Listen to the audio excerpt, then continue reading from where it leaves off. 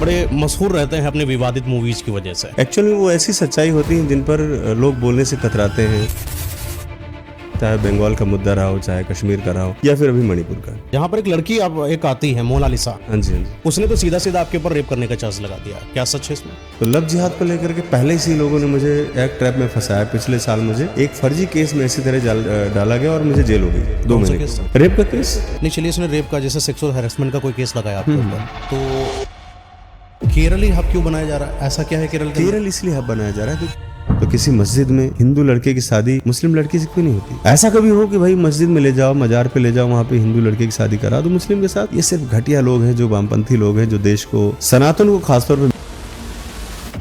आपकी नज़र में इस्लामिक धर्म है या पंथ है या विचारधारा है? नहीं, देखिए, वो एक विचारधारा थी किसी एक आदमी की। मुझे तो ये मान, जहाँ सवाल यहाँ पर ये उठता है कि जब आप हर अजान में, हर नमाज में आप अल्लाह एक है की दुआई देते हैं, तो जो वो कब्र में है, जो मजार में है, वो कौन है? फिर अल्लाह है कि वो कौन है? तो आप पूछ किसको, सजदा किसको कर रहे हो, किसके लिए इबादत कर रहे हो? कि लोग बोलते हैं ना कि प्रसाद तो खाते नहीं, दूध क्यों चढ़ाते हो? अरे श्रद्धा है भाई हमारी। अब हम आपसे पूछे कि भाई ऐसे ऐसे क्यों करते हो 24 घंटे जाके, उससे क्या मिलता है?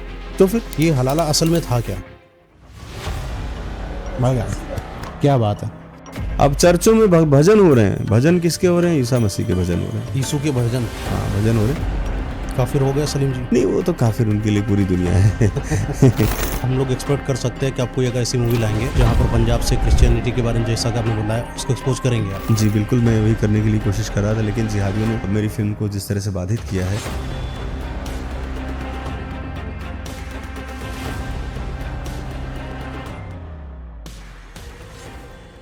दोस्तों, स्वागत है एक बहुत ही खास पॉडकास्ट में। आज का पॉडकास्ट कुछ हटके होने वाला है क्योंकि आज हमारे पास बैठे हुए हैं डायरेक्टर सनोज मिश्रा जी।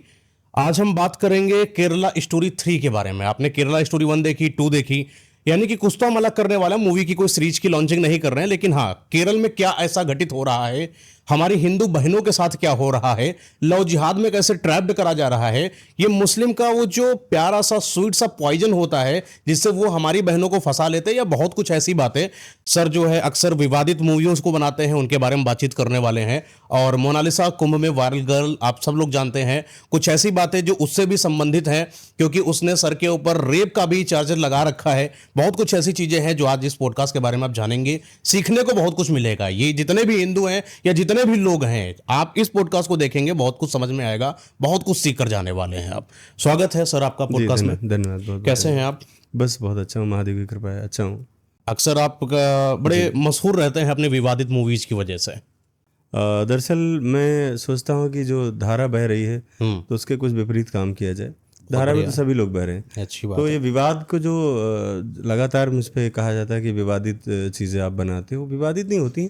एक्चुअली वो ऐसी सच्चाई होती हैं जिन पर लोग बोलने से कतराते हैं, लोग बात नहीं करना चाहते या लोग डरते हैं। तो मैं ऐसे मुद्दों को उठाता हूँ बेबाक तरीके से, जिस पर लोग खुलकर बोल भी नहीं सकते, चाहे बंगाल का मुद्दा रहा हो, चाहे कश्मीर का रहा हो, चाहे राम जन्मभूमि का हो, या फिर अभी मणिपुर का।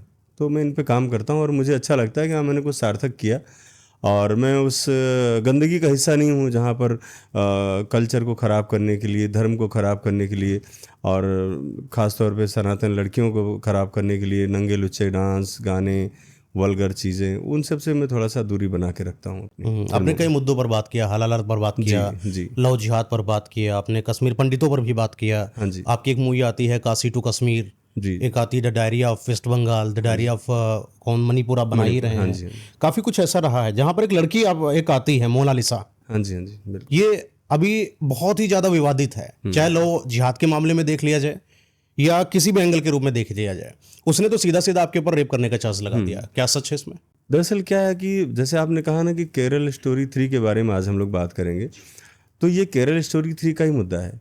एक लड़की महाकुंभ से वायरल होती है और उसको एक प्रतीक जैसा माना जाता है सनातन का और महाकुंभ का, और उसको परेशान होकर उसे घर वापस जाना पड़ता है, जहाँ से मैं उसको उठाता हूँ कि अगर वायरल हुई है तो घास तो खोदेगी नहीं है, इसको मीडिया में काम करना है, तो मीडिया का माध्यम है सिनेमा। मैंने सोचा इसको कुछ आगे बढ़ा के कुछ सिखा कर मैं अगर इसको फील्ड में ला पाया तो एक बहुत बड़ा मैसेज जाएगा गरीबों में, छोटी आंखों के लोग भी बड़ा सपना देख सकते हैं। तो उस मेरा बहुत मकसद बहुत पवित्र और पाक साफ था और आज भी है। उस मकसद को लेकर मैं आगे बढ़ा। तो जाहिर सी बात है कि मेरी फिल्म थी लव जिहाद पर आधारित, तो लव जिहाद को लेकर के पहले ही लोगों ने मुझे एक ट्रैप में फंसाया। पिछले साल मुझे एक फर्जी केस में इसी तरह डाला गया और मुझे जेल हो गई 2 कौन सा महीने। केस था? रेप का केस। क्या एक मामला मेरे क्या था? स्टाफ की लड़की को बहका फुसलाकर मेरे खिलाफ खड़ा कर दिया गया ताकि फिल्म बंद हो जाए। इस मतलब आप, हाँ, मणिपुर डायरीज। और उसके पीछे एक वसीम रिजवी नाम का आदमी था जिसने उसको सिखाया, समझाया। हालांकि बाद में उसको 2 दिन बाद ही उसको समझ में आ गया कि गलत हुआ उसके साथ, और उसने कोर्ट में जाके, माननीय न्यायालय में जाकर उसने बोला कि मुझे इस व्यक्ति ने, वसीम रिजवी, जो जितेंद्र नारायण त्यागी अपने आप को बोलता है, उसके कहने पे मैंने ऐसा किया था। तो मैं जब बाहर आया तो मैंने सबको माफ़ कर दिया। मैंने कहा मुझे तो अपना पहले काम करना है, इस फिल्म को मुझे पूरा करके ऑडियंस तक लाना मेरी ज़रूरत इसलिए है कि लोग बोल रहे थे कि नहीं पब्लिसिटी स्टंट है खाली, सनोज मिश्रा का पब्लिसिटी स्टंट है, जबकि जानते थे कि मैं लगातार फिल्में बनाता हूँ। मैंने सिनेमा के अलावा कुछ नहीं किया था, लेकिन फिर भी लोग सवाल उठा रहे थे कि खाली स्टंट कर रहे हैं। तो मुझे फिल्म पूरी करनी थी, और मैं फिल्म जब पूरी कर चुका और फिल्म का ट्रेलर लॉन्च हुआ, वहाँ तक भी कुछ नहीं हुआ। ट्रेलर लॉन्च होने के 20-25 दिन के बाद एक घटना हुई कि एक कोई आदमी बागपत का रहने वाला कोई मुल्ला, उसने पता नहीं कैसे अंदर अंदर जाके उज्जैन गया, वो माला पहन के, तिलक लगा के, और अपना नाम उसने कुछ लकी बताया। अब लकी नाम से जो वहाँ के आदिवासी लोग थे उनको समझ में नहीं आया कि हिंदू कि मुसलमान है, और मंदिरों में जा रहा है, वहाँ पे घंटा बजा रहा है, शंख बजा रहा है। तो वो उनके करीब आ गया और उसने मुझे कहा कि सनोज मिश्रा से ये सब कोई जानकारी मत देना, बिकॉज ऑफ, क्योंकि मेरी सारी जिम्मेदारी उस लड़की की मेरी थी, मैं ही उसको पढ़ाई लिखाई करके उसको तैयार कर रहा था। और उसको, हाँ, तो मुझे इसलिए अवॉइड किया गया कि अगर मुझे लगता तो उसका लव जिहाद का एंगल पूरा नहीं होने देता मैं, तो मुझे साइड किया गया कि सनोज मिश्रा सिर्फ लड़की को अपने तक सीमित रखेंगे, इसलिए हम आपको इस लड़की को बहुत आगे। सनोज मिश्रा 10-15 करोड़ की फिल्म बनाते हैं, मैं 100 करोड़ की फिल्म बना रहा हूँ, ये कर रहा हूँ। अच्छा, जो लड़का है साथ में, हाँ, वो जो मुल्ला था, बागपत का रहने वाला था, वो सुना है कि वहाँ पर उसका बाप पंचर जोड़ता है, मतलब पंचर जोड़ने वाला आदमी उसका लड़का। तो चूंकि मामला पूरा PFI का है, इसमें सब पूरा देश दुनिया देख रही है कि किस तरह से एक आदमी को वहाँ से मोटिवेट करके लाना, ले जाना, और बहका कर वहाँ से उनके माँ बाप को लालच दे के पहले 2 लोगों को बुलाया, 4 लोगों को बुलाया, फिर अकेले बुलाया। इस तरह से उसने अपनी नज़दीकियाँ बनाई। आपको ऐसा महसूस होता है कि मोनालिसा को ब्रेनवॉश करा गया है लव जिहाद? ऑफ कोर्स, वो बहुत ये बड़ा चीज़ आपको ऐसा लगता क्यों है? मतलब क्या पता वो खुद से गई हो? नहीं, देखिए, एक्चुअल में अगर आप देखेंगे तो बहुत बड़े बड़े पढ़े लिखे इंजीनियर और बड़े बड़े साइंटिस्ट वो सबसे बड़े आतंकवादी निकले बिकॉज ऑफ ब्रेन वॉश। तो ये तो मूर्ख थी, अनपढ़ थी, गंवार थी। आप तो संरक्षण में लिए थे। हाँ, मैं था संरक्षण में, लेकिन मैं उतना समय भी नहीं दे पाता था बिकॉज ऑफ मैं मुंबई में रहता हूँ और मैंने उन लोगों को उज्जैन में रखा हुआ था। उज्जैन में एक घर में, वहाँ पर टीचर और सारे लोग एक साथ रहते थे वहाँ पर, तो मैं इतना करीब नहीं जा पाया। और दूसरी बात ये था कि मुझे कभी इस बात का जरा सा एहसास भी नहीं हुआ कि ऐसा भी कुछ हो सकता है कि सनातन को बदनाम करने के लिए इस प्रतीक का इस्तेमाल किया जाएगा, मतलब मोनालिसा का इस्तेमाल किया जाएगा। अच्छा, से केरला 3 की हम बात कर रहे हैं जी, तो मोनालिसा का केस केरल से क्यों रिलेटेड? इसीलिए, हाँ, मैं वही कर रहा हूँ कि इसके बाद जब उसको ट्रैप में फंसा लिया गया तो उसको केरल बुलाया गया। मोनालिसा पिक्चर में केरल में शूट हो गया और कोई शूटिंग नहीं हुई। एक बार गए लोग, मैंने पूछा कौन सी फिल्म है, क्या है स्क्रिप्ट, जरा डायरेक्टर प्रोड्यूसर बताओ, कुछ तो बताओ। लेकिन चूंकि मुझसे कहा गया था कि पूरे मैटर को मुझसे हाइड रखने के लिए, तो कुछ लोगों ने मुझे जानकारी ज़्यादा नहीं दी। और मैंने बहुत ज़्यादा फोर्स इसलिए नहीं किया कि लोग ये ना समझे कि मैं उनके लिए कुछ कर रहा हूँ तो मैं ज़बरदस्ती कर रहा हूँ। तो वो चीज़ भी मैंने ध्यान रखी। लिहाजा जो डिस्टेंस थी हमारी उस बीच में, और बीच में जो मुझे 2 महीने जेल में रहना पड़ा, हालांकि वो केस उसी दिन ख़त्म हो गया जिस दिन लड़के ने बयान दिया था, लेकिन बहुत सारी कानूनी चीज़ें होती जिसकी वजह से मुझे 2 महीना लग गया बाहर आने में। उस बीच में इसने बंदे ने अपनी बहुत अच्छी पकड़ बना ली। ये पूरा सोच समझ। शुरू में चलते हैं, जब ये कुंभ में वायरल हो रही थी, हाँ जी, तो बहुत लोगों की नज़रें उसके ऊपर थी। जाहिर सी बात है कि आपकी भी नज़र थी कि ये जो है, क्योंकि एक वायरल है तो चलिए इसको ले लेते हैं, सेंसेशन के वर्क में अपने को फायदा देगी कहीं ना कहीं, ये वाला मुद्दा था या कोई और आंखों में खो गया? देखिए, मुद्दा एक्चुअल में नहीं था। मैं, कई लोगों ने बात सवाल मुझसे पूछा और बहुत सारे लोग सवाल पूछते हैं कि इसके अंदर क्या है। हाँ, वही तो, क्या आंखें ये काली कलौटी है, इसको क्या हीरोइन कहाँ से दिख रही है, हीरोइन कहाँ से दिख रही है, लोग यही सवाल करते हैं। मेरा पहली बात तो मकसद ये था कि मैं चाहता था कि अगर ये लड़की कुछ बन गई, क्या बन तो आइकॉन बनेगी। अगर क्या बनाना चाह रहा था? अभिनेत्री बनाना चाह रहा था उसको। तो अभिनेत्री जैसे गुण तो आपने देखे होंगे कुछ? नहीं, गुण तो कोई था नहीं उसके अंदर। पहली तो बात फिर अभिनेत्री कैसे? ऐसे तो न्यूकॉमर्स कितना सारा आ रहा है। ये चैलेंज था मेरे लिए। नहीं, अभी तो आप देखिए ना, बॉलीवुड की अगर बात करें, कितना न्यूकॉमर्स आ रहा है, कितना टैलेंटेड लड़कियां आ रही हैं। आपने उनको मौका नहीं दिया, मोनालिसा को मौका दिया। सही, मैंने अभी तक 17 जो फिल्में बनाई हैं उसमें मोस्टली नई लड़कियां हैं और नए लड़कों को ही मैंने चांस दिया है। मेरी लास्ट फिल्म को भी आप the diary of West Bengal भी देख सकते हो, उसमें सारे नए चेहरे हैं। इसके पहले की जो भी फिल्में हैं, तो ये आप नहीं कह सकते कि मैंने उनको अवॉइड किया है, मैंने सबको काम दिया है। हाँ, ये मेरा एक नया एक्सपेरिमेंट था। मुझे लगता था अगर ये एक्सपेरिमेंट करूंगा तो शायद माला बेचने वाली को उठा के आप उसको अभिनेत्री बनाना चाह रहे थे। हाँ जी, तो मेरा मकसद यही था। दूसरी बात ये थी कि मेरी फिल्म की कहानी में, जैसे लोग सवाल उठाते हैं ना इसमें हीरोइन जैसा क्या था, तो मैं बताना चाहूँगा कि मेरी फिल्म की कहानी में जो एक किरदार था वो मणिपुर की एक बहुत ही अनसेटल्ड लड़की, अच्छा। मतलब जो माला बेचने वाली के आसपास की ही लड़की, बहुत गरीब, जिसके पास एक कपड़ा है खाली, उस कपड़े को ही रात में धोती है, सुबह पहन के वही कॉलेज जाती है, जिसके यहाँ एक ही तरह खाना बनता है, क्योंकि जब फसल कटेगी तो दूसरा खाना बनेगा। उस किरदार के बहुत ही करीब थी, और मुझे लगा कि अगर थोड़ा बहुत भी इस पर काम करूँगा तो इसको बहुत ज़्यादा मिस मैडोना तो मुझे बनाना नहीं था, विलियम हावर्ड इसको नहीं बनाना था, मुझे इसके आसपास का ही करेक्टर था। इसलिए मुझे लगा कि ये इसके साथ बहुत अच्छा इंसाफ कर सकती है अगर थोड़ा बहुत भी सीख जाएगी तो। और मैंने कोशिश भी की, 1 साल तक उसकी जो ट्रेनिंग चली, जो चीज़ें हुई। जब आप स्टार्टिंग में मोनालिसा से मिले तो आपने ऑफर भी दिया कुछ हाँ, पैसे मैंने का? हाँ? पैसे वगैरह नहीं, कुछ पैसे वगैरह तो जो थे उनके, मैंने वो सारी चीज़ें मैंने फुलफिल भी कर दी, और जो तो फिल्म एक पे न्यू खर्च होने कॉमर्स को वाला अपना खुद का चार्जेस तो होता नहीं, तो आपने कुछ अमाउंट नहीं, दिया फिर होगा? मैंने पैसे दिए उनको, कितना दिया था? उनकी हैसियत से ज़्यादा दिया मैंने ज़्यादा पैसा। दिया था। हाँ, ये तो कभी ये एहसान फरामोशी नहीं लगती आपको? देखो, इस लड़की को एक्चुअल में समझ नहीं है। अगर इसको समझ में आता है, जैसे लोग देश दुनिया देख रही है जो भी है, तो इतना बड़ा स्टेप लेने वाला मैं इकलौता आदमी हूँ, कोई नहीं नहीं नहीं, उसने जब आपके ऊपर ये इल्जाम लगाया है कि जो सनोज मिश्रा जी हमारे डायरेक्टर हैं, उन्होंने मेरे साथ रेप करने की कोशिश करी। देखिए, ये तो वो नहीं बोला है, वो उसके अंदर इतना दिमाग नहीं, उसको बुलवाया नहीं, जा रहा है। जिसने भी बोला, पर शब्द तो उसी के हाँ, मुंह से शब्द उतरे। उसके हैं, ठीक है, हम समझ सकते हैं शब्द उसी के हैं, और शब्द उसी के तभी तो बुलवा रहा है, वो तो बोल भी नहीं वो सकता क्यों ना। बोलेगी? कोई मुल्ले एक लड़की क्यों देखिए, बोलेगी मुल्ले के आपके खिलाफ? पास दूसरा कोई ऑप्शन नहीं बचता है। उस मुल्ले को ये लग रहा है कि चूंकि जांच कर रही है सरकार, पुलिस जांच कर रही है, आज नहीं तो कल उस फंदे में आ आप जाएगा वो। निर्दोष हैं? नहीं, मैं तो निर्दोष हुई, दुनिया जान रही है। तो और फिर पुलिस ने क्यों नहीं, पकड़ा आपको? नहीं, मुझे क्यों पकड़ा, मैं तो आज़ाद घूम रहा हूँ नहीं आज नहीं, भी। पुलिस ने आपको कहीं ना कहीं वो लिया था रिमांड में? नहीं, कभी नहीं लिया मुझे। ऐसा आया सामने की पुलिस ने आपसे पूछताछ करी, आपको पकड़ा गया? नहीं नहीं, मुझे इस मैटर में तो अभी कुछ ऐसा नहीं हुआ। इस हाँ, बारे हो में कोई सकता है। बातचीत नहीं हुई? नहीं, हो सकता है, क्योंकि तो अगर बयान दिया है, कुछ ऐसी बातचीत होगी तो पूछा जाएगा, वो अलग चीज़ है। लेकिन मेरे पास भी तो साक्ष्य हैं, उनके साक्ष्य सबसे बड़े उनके माँ बाप, उनका खानदान। नहीं, चलिए, इसने रेप का, जैसे सेक्सुअल हैरेसमेंट का कोई केस लगाया आपके ऊपर, तो आपको नहीं लगा कि इस वाले केस का जो इतना बड़ा इल्जाम हमारे ऊपर लगा है, कभी एक्सपोज करें पूरे भारत में जाकर कि मैंने ऐसा नहीं करा? आप अपने डीएनए टेस्ट को दिखा सकते थे। नहीं, वो सब करेंगे, वो तो लीगल प्रोसेस में आएगा। दूसरी बात ये भी है कि सबसे बड़ा एग्जाम्पल उनके माँ बाप दे रहे हैं। जब माँ बाप को बोले कि हमारी माँ शराब पीती है, और बाप जो है तमाम सारी औरतों को लेकर आता है, वो भी 10 दिन के अंदर जब मुल्ले के साथ रहने लगी, उसके सारे स्टेटमेंट ये बदल कैसे, मतलब इनका मुलाकात कैसे हुई उस मुस्लिम लड़के के साथ? ये बन के गया, बताया ना कि ये अच्छा, अच्छा, वेश अच्छा, बना के लकी गया बन के यहाँ से। गया। ये वेश बना के गया, पंडित बन के गया यहाँ से, लकी बनकर गया, और उसको पैसे दिए, लालच दिया, फिल्म बनाने का ऑफर दिया, लेके गया उसके बाप को, वर्दी पहनाई, बोली तुम्हारा भी रोल है, कमिश्नर का रोल है। वो भी बेचारा उसमें, कि उसको क्या मालूम कि क्या हो रहा है अंदर अंदर। और वहाँ पे पूरा पीएफआई का संगठन, वहाँ की वामपंथी सरकार ने मिलकर पूरी प्लानिंग की, और एक दिन में पूरा तख्ता पलट दिया। अच्छा, सुबह तक सब ठीक था, दोपहर होते होते खिलाफत उस में आ गरीब परिवार की पूरी दुनिया उजड़ चुकी थी। तो ये अभी माँ बाप की कैसी कंडीशन है? अभी माँ बाप बहुत परेशान है। मैं तो अभी 6 दिन रहकर आया हूँ उन लोगों के साथ में, तो उनका दुख मतलब मुझे देखा नहीं जाता। और कुछ चीज़ें हैं जो, जैसे कि आपका कहना है कि मोनालिसा लव जिहाद में फंस गई, हाँ जी, लेकिन कुछ एक मोमेंट्स निकल के आते हैं जहां पर ऐसा माना जा रहा है कि जो मोनालिसा लव जिहाद में फंसी नहीं बल्कि फांसेगी, वो एक मशीन बनाई जाएगी। बिल्कुल, हाँ। ऐसा लोगों का कहना है कि वो मशीन बनाई जाएगी, वो लव जिहाद सिखाएगी। जैसे हमने देखा था केरला स्टोरी के अंदर, जैसे एक वो मुस्लिम लड़की थी, वो किस तरीके से हिंदू लड़कियों को बरगला रही थी, ब्रेन वॉश कर रही थी, अपने ट्रैप में लाकर खड़ा कर रही थी, वैसे ही मोनालिसा भी करेगी, ऐसा लोग कह रहे हैं। बिल्कुल यही है, इसीलिए उसको शिकार बनाया गया। और बहुत सारे हमारे भाई शिकार है कि शिकारी है? नहीं, उसको शिकार बनाया गया है। और हमारे बहुत सारे भाई लोग ये बोल रहे हैं कि वो फ्रिज में आ जाएगी, कट के आ जाएगी 72 टुकड़े। ऐसा कुछ नहीं होने वाला है।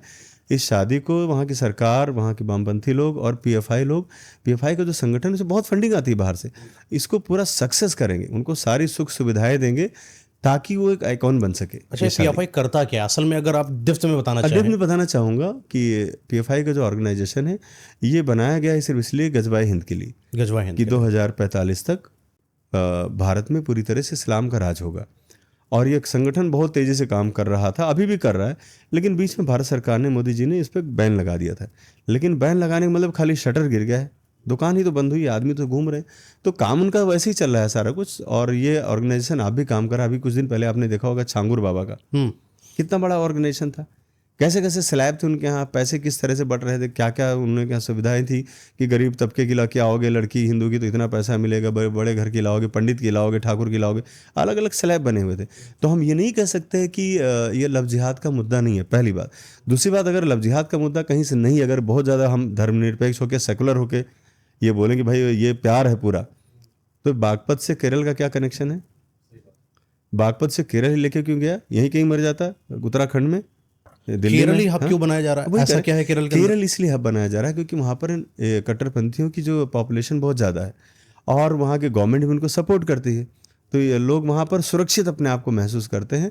और यहाँ केरल सरकार इस तरह से करके एक मैसेज देना चाहती है कि अगर किसी भी हिंदू लड़की को आप बहका फुसला कर भगा के लेके आते हो लव जिहाद में, तो हमारे लिए बहुत अच्छी ये शरणगाह है, मतलब यहाँ आप आराम से रह सकते हो, यहाँ आपको कोई डर नहीं, ना कोई पुलिस पकड़ेगी ना कुछ। और उसके साथ साथ यहाँ का सरकार भी आपको सपोर्ट करेगी, हमारे मंत्री मिनिस्टर आपके यहाँ आएंगे, ताली बजाएंगे, आपको बुके देंगे और बोलेंगे कि हाँ ये बहुत अच्छा काम किया है। और इससे ये वो लोग बता रहे थे कि ये संदेश जाएगा कि धार्मिक सौहार्द, अगर धार्मिक सौहार्द की बात आती है तो किसी मस्जिद में हिंदू लड़के की शादी मुस्लिम लड़की से क्यों नहीं होती? खाली मुस्लिम लड़का और हिंदू लड़की होगी तभी सौहार्द बनेगा। ऐसा कभी हो कि भाई मस्जिद में ले जाओ, मजार पे ले जाओ, वहाँ पे हिंदू लड़के की शादी करा दो मुस्लिम के साथ, तब हम माने कि हाँ भाई चलो तुम्हारी सोच अच्छी है। ये सिर्फ घटिया लोग हैं, जो वामपंथी लोग हैं, जो देश को, सनातन को खासतौर पर मिटाने का जो काम कर रहे हैं। तो मैं उनके खिलाफ आवाज़ बन के जब खड़ा हुआ हूँ तो मोनालिसा को लाके सामने खड़ दिया कि तुम इल्ज़ाम लगाओ, ताकि ये जो लव जिहाद की लड़ाई, जिसको मैं इस मुद्दे को उठा रहा हूँ पूरे देश में, और जिस मुद्दे पर पूरा देश मेरे साथ खड़ा हुआ है, वहाँ पर चरित्र हनन की जहाँ पे बात आ जाएगी तो लोग उसमें मज़ा लेने लगेंगे फिर। और यही वो चाह रहे थे, वही करना चाह रहे थे। न्यूज़ चैनल ने भी खूब मज़े लेकर के चैनल चलाया कि इस पे ये आरोप लगाए। अरे आरोप लगाना ही तो है सबसे आसान, कोई तथ्य, कोई साक्ष्य, कोई सबूत, कोई गवाह। 5-5 आदमी तुम्हारे घर का हमेशा तुम्हारे साथ जो रहता था वो खुद ही चिल्ला रहा है कि झूठ बोल रही है, ये झूठ बोल रही है, सरासर झूठ बोल रही है। 12 साल की बच्ची जब बोल रही है कि नहीं झूठ बोल रही है, इन्होंने कभी इससे कोई अकेले में बात ही नहीं की। तो मोनालिसा ने जो आपके ऊपर रेप का केस लगाया वो पूर्णतः झूठ था। झूठी है, उसमें और कुछ साक्ष्य होते इससे तो फायदा क्या होगा उसको? उनको फायदा है कि लव जिहाद की लड़ाई को मैं खत्म कर दूं। मैं आपको एक बार बताना चाहूंगा, ठीक है। जब ये मुद्दा आया था उसके पहले 1 हफ्ते पहले मुझे केरल से कॉल आया और मुझे कहा गया कि आप इस मुद्दे से दूर हट जाइए, आपको क्या पड़ी है इसमें? तो मैंने कहा नहीं, वो गरीब परिवार जिसको ये भी नहीं पता है कि पुलिस स्टेशन कहाँ है, थाना कहाँ है, मैं उसकी आवाज़ बनना चाह रहा हूँ। उनके माँ बाप जब ये कह रहे हैं कि मेरी लड़की नाबालिग है, तो मैं कम से कम उनके एक इंसाफ की लड़ाई तो लड़ूं, इसलिए मैं इस लड़ाई में पीछे नहीं हट सकता। तो मुझे धमकी वाले जो मैसेज जिसमें था, मैंने पुलिस में भी दिया है, उसने कहा कि अब आपको मोनालिसा को आपके खिलाफ हथियार की तरह इस्तेमाल किया जाएगा। तो मैं उस वक्त भोपाल से दिल्ली आ रहा था, मैंने वहाँ पर एक वीडियो जारी किया और पब्लिक को बताया, कई लाख लोगों ने उसको देखा। मैंने पब्लिक को बताया कि आने वाले समय में मेरे साथ कोई ब्लेम, कोई आरोप लगाया जा सकता है मोनालिसा की तरफ से, क्योंकि मेरे पास इस तरह का अभी कॉल आया हुआ है। तो ये बात मैंने 1 हफ्ते पहले ही बोल दी थी, ये तो 1 हफ्ते बाद हुआ। तो मैं माइंड सेट था मेरा कि उस लड़की को कहीं ना कहीं बरगलाया, जबकि उस लड़की जब कभी भी अकेले में रहती होगी, सोचती होगी, तो उसका दिल जरूर उसको धिक्कारता होगा कि मैंने किसके खिलाफ ये कैसी बात बोली है। उस जिहादी के कहने पर जो जिसने बोला है, मैं ये तो बड़े बड़े क्रेडिट नहीं लेना चाहता कि मैंने उसकी ज़िंदगी बदल दी या मैंने अपनी ज़िंदगी दांव पर लगा दी। करोड़ों रुपए पैसा लेकर मैंने बाज़ार से लोन लेकर मैंने फिल्म को कंप्लीट किया, तो ये मेरा अपना पैशन था, ठीक है। लेकिन कम से कम जो इंसान होता है एक बार तो कभी कभी अपने पास आके सोचता है ना, तो वो लड़की भी कभी ना कभी सोचती ज़रूर होगी कि ये जो कुछ भी मैंने बोला है वो कितना गंदा और दुनिया का सबसे घटिया काम किया जो इस तरह से। तो डंके की चोट पर बोलती है? डंके की चोट पे वो नहीं बोल रही। अच्छा, डंके की चोट पे वो मुल्ला बोल रहा है, वो पंचर पुत्र। तो ऐसा नहीं हो सकता कि वो जो मुस्लिम लड़के इसके से पहले उसको डंके की चोट पे उसके मुंह से आवाज़ नहीं निकलती थी। हम्म। ये कैसे हुआ कि वो अचानक उसके अंदर ट्रांसफॉर्मेशन हो गया? उसको रात दिन उसको पढ़ाया जाता है, सिखाया जाता है, उसको पूरे डायलॉग बताए जाते हैं कि कौन सा सेंटेंस बोलोगी तो किस तरह से मीडिया हर्ट करेगी, या क्या बोलना है तुम्हें, ये छुआ वो छुआ, ऐसा किया वैसा किया। तो ये उसकी कोई बात है, उसके बाद दिमाग ही नहीं। मोनालिसा ने एक स्टेटमेंट दिया है कि राधा कृष्णा जब शादी करे थे तो ये थोड़े देखे थे कि वो मुसलमान है कि हिंदू है। दरअसल ये क्या तो है, आप तो डायरेक्टर हैं उनके, नहीं तो आप नहीं उसके थे डायरेक्टर मोनालिसा के। जी जी। तो आप ये बताइए कि जो ये लड़की बोल रही है जी कि कृष्ण जी और उन्होंने नहीं देखा था ये, इसको कितना समझ है हमारे धर्म के बारे में? दरअसल उसको तो बिल्कुल भी नॉलेज नहीं है, बिकॉज ऑफ उनकी ज़िंदगी की शुरुआत में ही उनके हाथ में माला थमाया गया और गली गली घाट घाट जाकर उनको माला ही बेचना था। ये जो नॉलेज है ये उस मूल्य का है, क्योंकि उस मूल्य को ये भी नहीं पता है कि उसके पहले आसमानी किताब नहीं आई थी जब द्वापर युग में जब राधा कृष्ण थे। लेकिन उसको तो चूंकि मदरसे में पढ़ा हुआ है तो उसको यही सब लग रहा है, जैसे अब खेल चल रहा है ना, पूरा उल्ला वाला खेल चल रहा है ये सब, तो उसको वैसे ही लगा। ये ज्ञान उसने दिया। मोनालिसा कौन से एंगल से राधा बन गई? नहीं, वही मैं कह रहा हूँ, ये ज्ञान उसने दिया। उसने अपने आप को कृष्ण साबित करना चाहा कि मैं हाँ कि मैं सनातनियों के लिए कृष्ण बन जाऊंगा।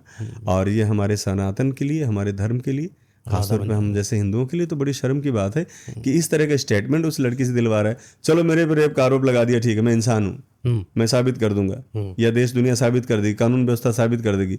लेकिन जो भगवानों पर, हमारे देवी देवताओं पर इस तरह के जो कटाक्ष किए जा रहे हैं, खासतौर पर उस जिहादी की वजह की तरफ से, जो पंचर जोड़ने वाले का लड़का है और जिसके 2 कौड़ी की भी औकात नहीं है, बोला है मेरे पास खाने के लिए नहीं है, मेरे पास ये नहीं। अरे खाने के लिए नहीं था तो तुम हवाई जहाज़ में 5-5 लोगों को ट्रेवल कैसे करा रहे थे? अगर तुमको फंडिंग कहीं से नहीं मिल रही थी तो बड़े बड़े 5 स्टार होटल, बड़ी बड़ी लग्जरी गाड़ियों में कहाँ तुम घुमा रहे थे मोनालिसा और उसके परिवार को? तुम्हारी जब औकात नहीं थी 2 कौड़ी की, तो ये कहाँ से लाए तुम? किसने तुम्हें फंडिंग की? कितना मिशनरी ने तुम्हें पैसे दिए या इस्लामिक संगठनों ने पैसे दिए? तो जांच में पता चलेगा। या इसका जवाब क्यों नहीं देता है मुल्ला? वो ये कैसी लड़कियां होती जो लव जिहाद में फंस जाती हैं? अनपढ़ होती हैं ज़्यादातर, अनपढ़, और जिनको अपने धर्म के बारे में जानकारी नहीं होती। एक्चुअल में धर्म के बारे में जानकारी का मतलब ये होता है कि आपको ये पता होना चाहिए कि आप इस विश्व, इस धरती पे जो सबसे पुराना धर्म, और जो सब, इसको धर्म भी नहीं कह सकते, ये तो सभ्यता थी, एक जीने की कला थी। जिस तरह से जीना सीखता है इंसान, कुदरत ने हमें सिखाया, प्रकृति ने हमें दिया। भगवान श्री कृष्ण ने जो संवाद बोले महाभारत के दौरान, उस वक्त की लिखी हुई गीता है जो भगवान के श्रीमुख से निकली हुई है, स्वयं भगवान ने बोला है, और उसका एक एक शब्द आज कलयुग में भी प्रासंगिक है। कोई उस पर उंगली नहीं उठा सकता है। इतनी बड़ी गौरवशाली परंपरा की जिस धर्म में आपको ईश्वर ने पैदा किया है, तो आपको तो गर्व महसूस होना चाहिए कि हम श्रेष्ठ हैं। और हमारी श्रेष्ठता यही नहीं रुकती है, हमारी श्रेष्ठता बहुत बड़ी क्षमा है, दया है। तभी हजारों धर्म हमारे यहाँ पैदा हुए और फल फूल रहे हैं, क्योंकि हमारे अंदर उदारता है। हम किसी को मारना, काटना, नफरत करना हमें सिखाया नहीं गया, इसलिए हम किसी से नफरत नहीं करते। आप बोलते हैं कि काशी टू कश्मीर आपने एक मूवी बनाई जी, लेकिन आपको लगता है कि जो केरला वालों ने मूवी बनाई वो आपकी मूवी को देखकर बनाया? दरअसल काशी टू कश्मीर जो मेरा मुद्दा था वो सबसे पहले मैंने ही उठाया था।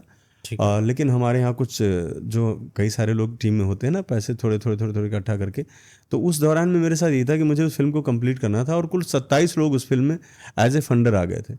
तो उस फिल्म को मैं सही समय पर लॉन्च नहीं कर पाया, बिकॉज ऑफ बहुत सारे घटिया सोच के लोग होते हैं ना कि हमें ये फ़ायदा मिल जाए, हमें वो फ़ायदा मिल जाए। काशी टू कश्मीर जब बनाई जी, तो कश्मीर आपने केरला में, अच्छा कश्मीर में आपने क्या महसूस क्या किया था? देखिए, कश्मीर का जो मैटर था उस वक्त आर्टिकल 370 हटा नहीं था, और मैंने पूरा कश्मीर को पहले स्टडी किया। और जैसे आज के लोग बोलते हैं ना कि प्रोपोगंडा है, वहाँ से हिंदुओं को कैसे भगाया गया, इन सब चीज़ों को मैंने बचपन में खुद देखा है।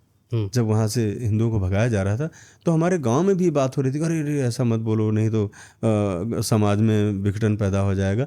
लेकिन सच्चाई यही थी कि उस समय की सरकारों ने उसको दबा दिया, उस मुद्दे को, और मीडिया था नहीं कहीं। तो जो 6 लाख कश्मीरी हिंदुओं का जो वहाँ से विस्थापन हुआ था, उस दर्द को मैं इस फिल्म के ज़रिए दिखाना चाहता था, और दिखाया मैंने बाखूबी। और इस फिल्म जैसे और भी लोगों ने फिल्म बनाई है, तो उन्होंने हिमाचल में यहाँ वहाँ शूटिंग की, मैंने वहीं पर शूटिंग किया है कश्मीर में ही, गुलमर्ग में, और डल झील पे, श्रीनगर में, लद्दाख में। और उस वक्त हमें कोई सरकारी सहूलियत भी नहीं मिली थी। उस आतंकी जो वो था कुपवाड़ा, अनंतनाग जैसी जगह में मैंने शूट किया, जहाँ पर तिलक लगाकर खड़े भी होना आज भी मुश्किल है, दुश्वार है। तो ऐसी दुर्गम परिस्थितियों में जो फिल्म बनती है, लेकिन उसमें जो अगर बहुत सारे ऐसे भी लोग होते हैं जो बहुत पर्सनल अपना देखते हैं इंटरेस्ट, तो मकसद नहीं पूरा हो पाता है। लेकिन जब वो कश्मीर था तो एक अलग दहशत थी।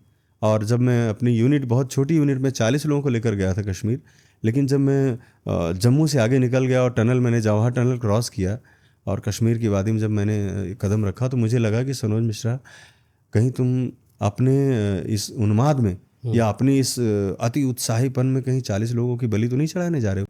ये भी डर था। साथ में गया था शूटिंग के लिए? हाँ जी, हाँ बिल्कुल। आपको डर था कि मार देंगे? डर, हाँ, मार ही देते। वहाँ क्या मार देंगे, क्या फ़र्क, कितने लोग मारेंगे, कितने लोगों की बलि चढ़ी है। तो ये बात गवर्नमेंट को नहीं दिखी कभी, या देख कर अनदेखा करा? देखिए, होता क्या है कि सरकार की अपनी एक सीमाएं हैं। सरकार हर आदमी के पीछे तो बंदूक लेके आदमी खड़ा नहीं कर सकता। जब तक ये जिहादी मानसिकता और जब तक ये पाकिस्तान का जो वहाँ पर जो जहर घोला जाता है लोगों में, ये नहीं होगा, जब तक वहाँ के लोग शिक्षित नहीं होंगे, जब तक मदरसे से बाहर नहीं निकलेंगे, आधुनिक पढ़ाई नहीं पढ़ेंगे, उनको ये नहीं पता चलेगा कि जो धरती है वो तस्तरी नहीं है, गोल है। उनको ये समझाने की ज़रूरत है कि तस्तरी है, तुम्हारी किताब में लिखा है तस्तरी, तो वो ऐसा नहीं है, ये गोल है। अगर तुम्हारा जो धर्म में जो चीज़ें बताई जाती हैं उसमें तरह व्यवहारिकता में भी आओ कि वाकई में है क्या वैसे। जब ये चीज़ें समझ में आएंगी तभी पूरे देश में, विश्व में जो आज मार काट मचा हुआ है धर्म के नाम पर, ये तभी ख़त्म होगा। अब जैसे बहुत सारे एक्स हो रहे हैं, एक्स फलां, एक्स ये, एक्स वो, तो ये लोग समझ रहे हैं, ये जान रहे हैं उस चीज़ के बारे में। और कल किसी ने बहुत बड़ी बात कही थी कि अगर कोई इस चीज़ को बहुत ज़्यादा जान जाएगा तो या तो एक्स हो जाएगा या तो आतंकवादी बन जाएगा। अच्छा, ऐसा है? हाँ, उस धर्म के बारे में पर्टिकुलर कहा गया। तो आप कहीं धर्म ना बोलते कहीं ये उसको? बात बड़ी प्रैक्टिकल है। आपकी नज़र में इस्लामिक धर्म है या पंथ है? जो विचारधारा है? देखिए वो एक विचारधारा थी किसी एक आदमी की, मुझे तो ये मान जहाँ तक लगता है, क्योंकि बहुत सारी चीज़ें जो विरोधाभास है ना, मैंने भी कुरान शरीफ पढ़ी है तो आपने तो हदीस भी पढ़ी है? हाँ, हदीस, हाँ, चूंकि ये सपोर्टिंग है ना, तो मुझे तो पढ़े बगैर समझ में नहीं आएगा क्या है। तो जो मैंने पढ़ा है उसमें जो स्टडी किया है, हालांकि जो विद्वान है, स्कॉलर है मुस्लिम, उनको ज़्यादा नॉलेज होगा, लेकिन जहाँ तक मुझे नॉलेज है तो उसमें बहुत सारी चीज़ें हैं जो बहुत ज़्यादा विरोधाभास पैदा करती हैं। कि एक चीज़ वही है कि सही एक बार उसी चीज़ को कहा जाएगा, दूसरी बार उसी चीज़ को गलत कहा जाता है।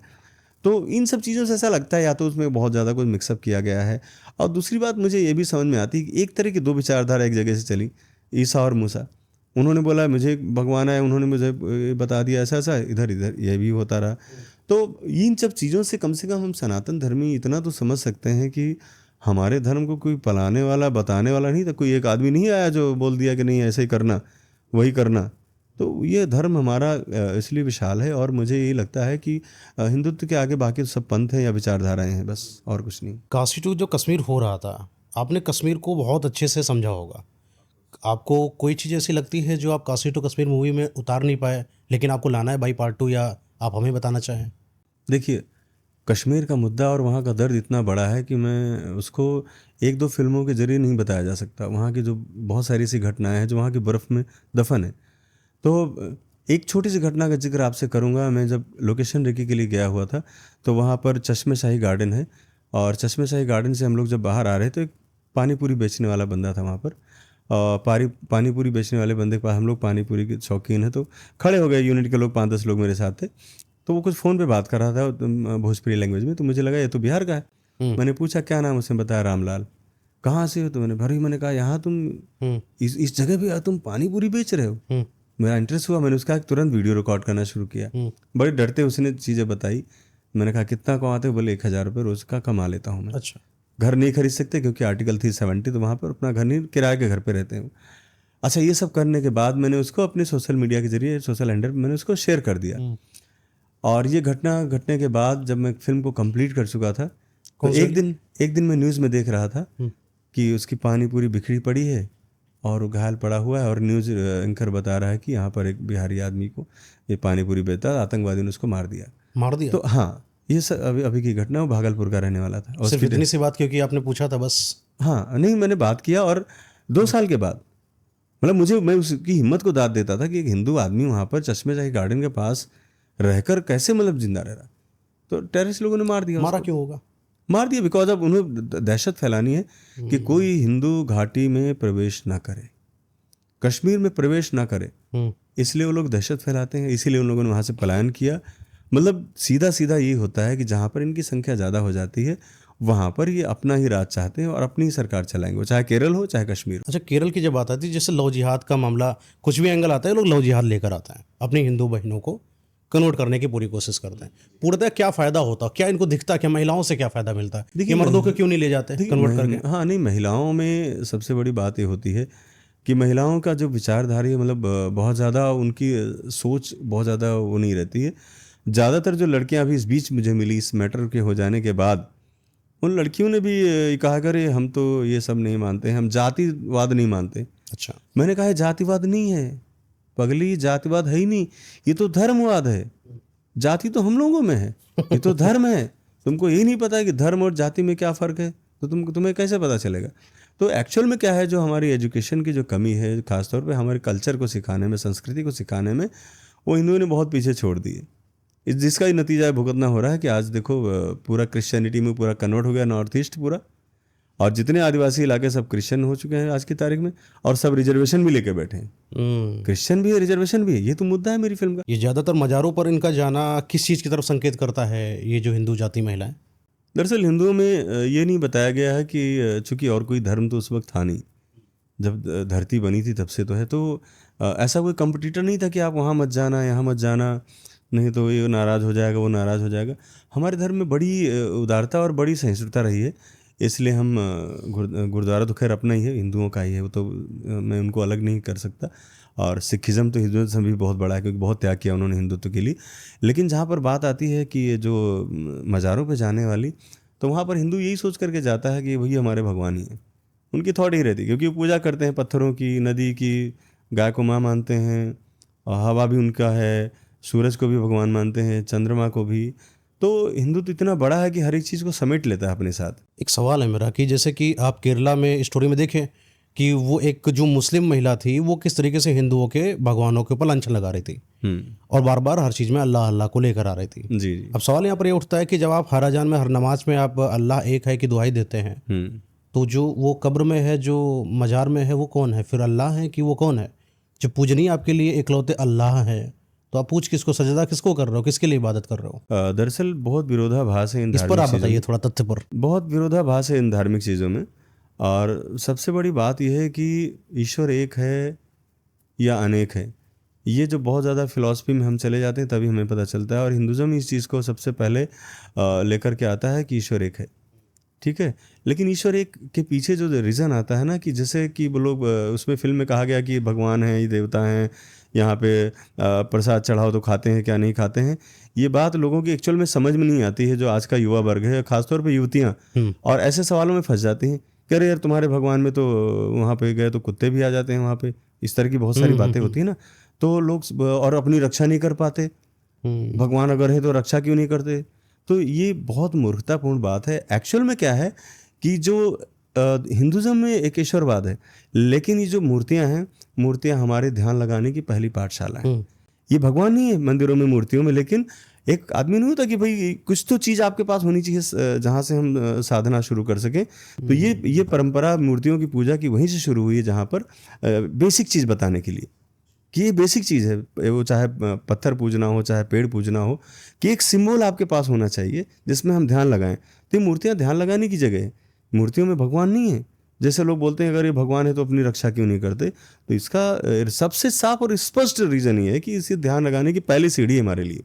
लेकिन लोग इसका जवाब नहीं दे पाते और कन्वर्ट हो जाते हैं।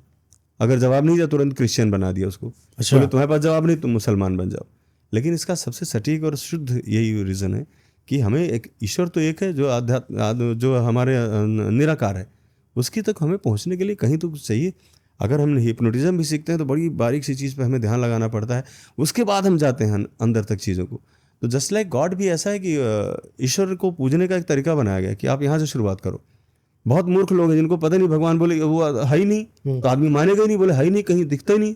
निराकार बोले ये क्या होता है, कुछ तो होगा, धुआं तो होगा, पत्ती तो होगी, फूल तो होगा, इसलिए मूर्तियां बनाएंगे कि ये लो भगवान ही है। ये ऐसे तो हमारे शास्त्रों में तो उल्लेखन है बाकायदा मूर्ति में, जो मुख आग्र बिंदु कहाँ पर है, कैसा मुख है, कैसे उनकी भुजाएं हैं, हर चीज उल्लेखित है पूर्ण। ऑफ कोर्स है। और इसमें अगर ये कोई कहे कि मंदिर में वो रक्षा क्यों नहीं कर पाते, उसका मतलब मैं जवाब मैंने दिया कि लोग बोलते हैं ना कि प्रसाद तो खाते नहीं, दूध क्यों चढ़ाते हो। अरे श्रद्धा है भाई हमारी, हमारा ध्यान, हमारा वो सिस्टम है। अब हम आपसे पूछे कि भाई ऐसे ऐसे क्यों करते हो 24 घंटे जाके, उससे क्या मिलता है, तो फिर बात तो वो भी आ जाती है ना वहाँ पे।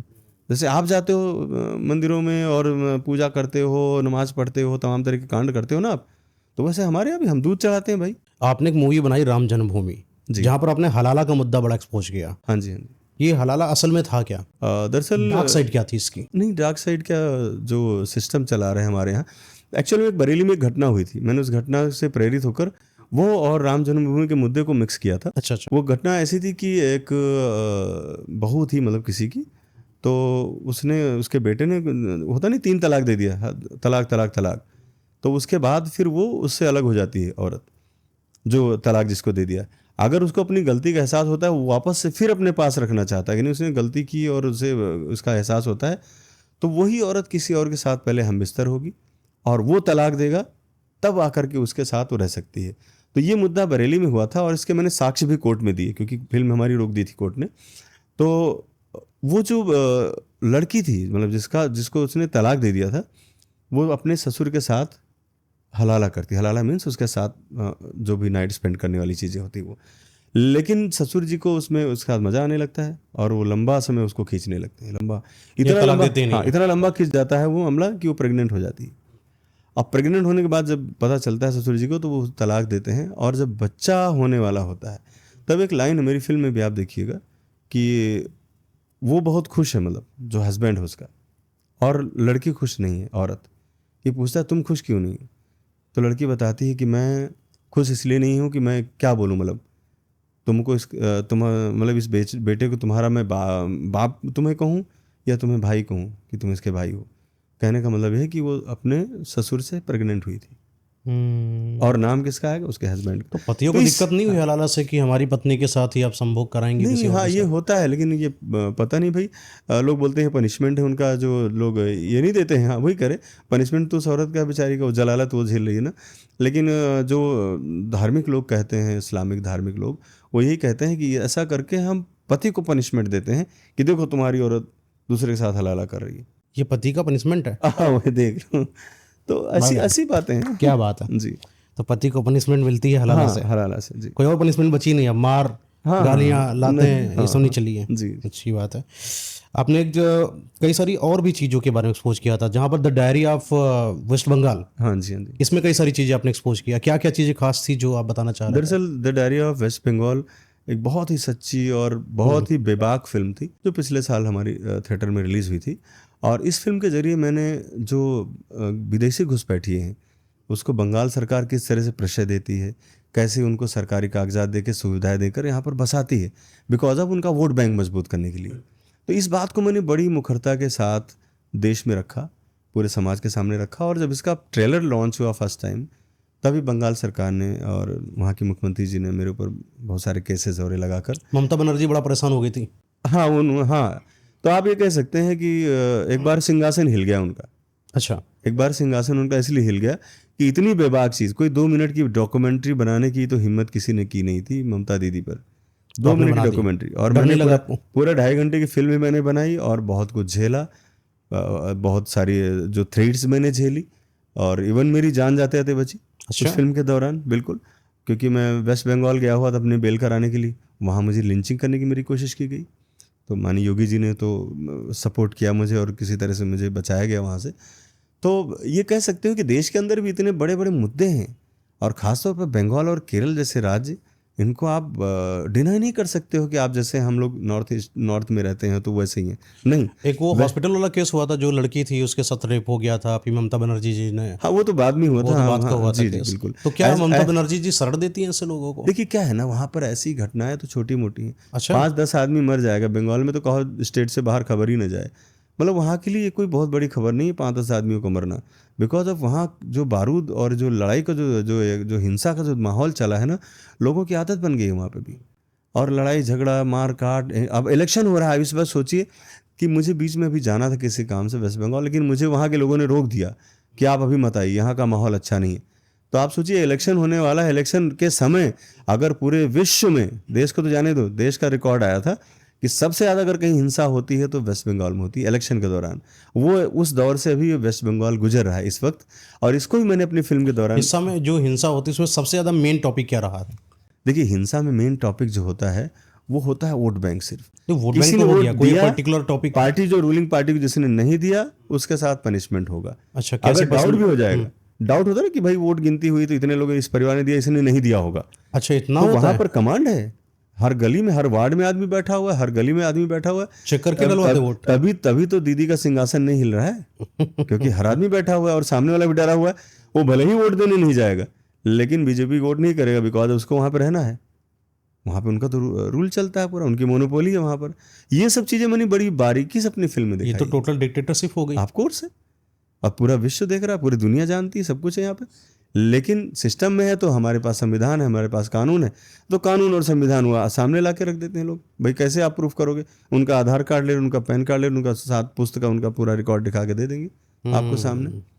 तो इसलिए एनआरसी और सीए जो लाया गया था उसके पीछे रीज़न यही था कि ये जो बाहरी घुसपैठी इनको भगाया जाए। भाई हमारे देश में भी तो मुसलमान है ना, पहला अधिकार उनका है, लेकिन वो बाहर से आके पूरा घेर लिए। 1-2 नहीं, करोड़ों की संख्या में अवैध घुसपैठी हैं वेस्ट बंगाल में आज की तारीख में। वो आसाम तक फैले हुए हैं और पूरा नॉर्थ ईस्ट को कैप्चर किए हुए हैं। और ये पूरा मैं नहीं कह रहा हूँ, आंकड़े कहते हैं और ये देश कहता है, वहाँ का रिकॉर्ड कहता है। इवन 10-15 साल दीदी जब पहले थी मिनिस्टर थी, ममता बनर्जी जी, उन्होंने सदन में इस मुद्दे को उठाया था कि हमारे यहाँ 2 करोड़ घुसपैठी आ चुके हैं वेस्ट बंगाल में। तब उनको चिंता थी, लेकिन अब उन्होंने इसको वोट बैंक का हथियार बना लिया। अच्छा, वो जो घुसपैठिए थे अब उनके वोट बैंक बन चुके हैं, अब बन चुके हैं, उनको पता चल गया कि फर्क नहीं पड़ेगा उनसे। नहीं, उनको देखिए, उनका तो कोर बैंक वही है, नहीं, हाँ वोट बैंक। बिल्कुल। तो वो भले ही खाना नहीं खाएंगे लेकिन वोट डालने जरूर जाएंगे। अच्छा, दूसरी आपकी एक जो मूवी अभी लेटेस्ट वाली है द डायरी ऑफ मणिपुर, हाँ जी। वहाँ पर आप क्या हाईलाइट करना चाह रहे थे? दरअसल इस देश में बहुत चर्चा हमेशा हुई है हिंदू वर्सेस मुस्लिम, कि ये ऐसा हो गया और अलग देश बन गया, ये सब हो गया। लेकिन एक बात हम यहाँ पर ये भूल जाते हैं कि क्रिश्चियनिटी में आज़ादी के बाद सबसे ज़्यादा कन्वर्जन हुआ है। हमारे नॉर्थ ईस्ट के सारे स्टेट लगभग ईसाई हो चुके हैं। जितने भी आप आदिवासी इलाके आप देखते हैं, वहाँ पर सारे जो भी आदिवासी, सबको जाकर स्कूल के नाम पे, शिक्षा के नाम पर सबको कन्वर्जन किया जा रहा है, पूरी तरह से कर दिया गया है। और अभी लेटेस्ट आपको बताऊं तो पंजाब में ये चीज़ बहुत तेज़ी से आगे बढ़ी। जब मैं पंजाब गया और मुझे इसके बारे में जब पता चला तो मुझे लगा कि इसके बारे में मुझे कुछ कहना चाहिए। और मैं नॉर्थ ईस्ट गया, वहाँ पर वहाँ के पहले पूरा भूगोल इतिहास समझा। वहाँ ये देखा कि कैसे वहाँ पर नशे का कारोबार होता है, किस बात की लड़ाई चल रही है, किस बात का झगड़ा यहाँ पर है। इन सारी चीज़ों को समेट कर, चूँकि नॉर्थ ईस्ट के बारे में खाली एक ही चीज़ फेमस है कि वहाँ पर नेकेड परेड हुआ था, मणिपुर में नेकेड परेड हुआ था, लेकिन क्यों हुआ, उसके पीछे रीज़न क्या था, कौन उसके क्या हुआ वहाँ पर, असली वजह क्या है, अगर आप किसी इधर के मैदानी भाग के आदमी से पूछेंगे तो उसे मालूम नहीं, उसे पता ही नहीं कुकी मैतेई क्या है, नागा ट्राइब्स क्या है, ये ट्राइब में आखिर झगड़े क्यों हो रहे हैं। लोगों की नज़र में आया, बस खाली उसी में हाँ हल्ला मचाने लगे और लोग जाके जंतर मंतर पे बैठ गए सीधे जी। कि ये गलत हुआ है, मानवाधिकार का उल्लंघन हुआ, मानवाधिकार का उल्लंघन हुआ। लेकिन ऐसे मानवाधिकार के उल्लंघन तो वहाँ सैकड़ों की संख्या में हुई, 1-2 तो हुई नहीं, उस पर कोई बात नहीं भी बहुत गंदे लेवल पर थी, बहुत। तो इस मुद्दे को मैंने पहली बार छुआ है। अभी तक किसी ने नॉर्थ ईस्ट के बारे में कोई फिल्म बनाने की किसी ने हिम्मत नहीं। तो मणिपुर का जब आपने किस्से को उठाया तो आपने जब एक्सपोज किया तो क्या क्या समस्या आपको देखने सबसे बड़ी समस्या है कि मुझे जेल भेज दिया गया बिना वजह। क्यों? मुझ पर आरोप लगा के सिर्फ अपने आवाज़ ही उठाई ना। आवाज़ उठाई तो यही तो है, क्यों उठाई आवाज़? क्यों भी नहीं कर सकते? नहीं, कहाँ कर सकते हो आप भाई, यही तो सिस्टम है देश में। हम बोलते हैं हम लोकतंत्र में जी रहे हैं, फ्रीडम। हाँ, फ्रीडम कहाँ है? फ्रीडम अगर होता तो कम से कम जिस तरह से मुझे हरासमेंट किया गया था, जिस तरह से मुझे परेशान किया गया था, तो बहुत सारे संगठन मेरे भी फेवर में आने चाहिए थे, लेकिन कोई नहीं आया।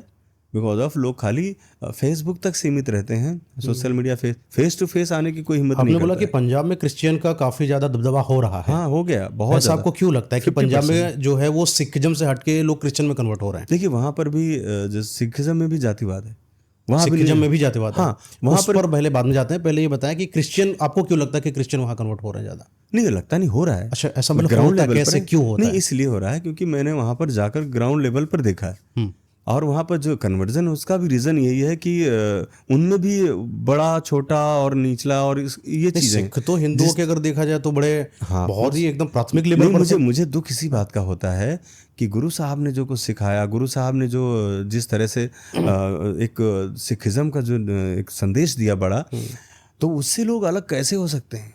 कितना सपोर्ट हिंदुत्व का भी पूरा सपोर्ट मिला, नहीं मिला है, और किया हम लोगों को छत्रपति शिवाजी महाराज जी और हिंदुत्व को उन्होंने एक समय में ऐसा रहा कि हिंदुत्व को पूरी तरह से आज जो हिंदुत्व है सेफ, ये सिखिज्म की वजह से, और आज उसी का जो पतन हो रहा है, तो ये बहुत दुख और चिंता का विषय होता है। आज की तारीख में जो पंजाब का हालत है वो यही है कि वहाँ पे जो छोटी जाति के लोग हैं वो तुरंत उनको कन्वर्ट किया जा रहा है, पैसे अनाप शनाप आ रहे हैं, क्योंकि बहुत सारी कंट्री है छोटी जाति के लोग, जैसे सिखिज्म की बात कर रहे हैं आप, उसमें भी छोटी जाति के लोग। हाँ, उसमें भी।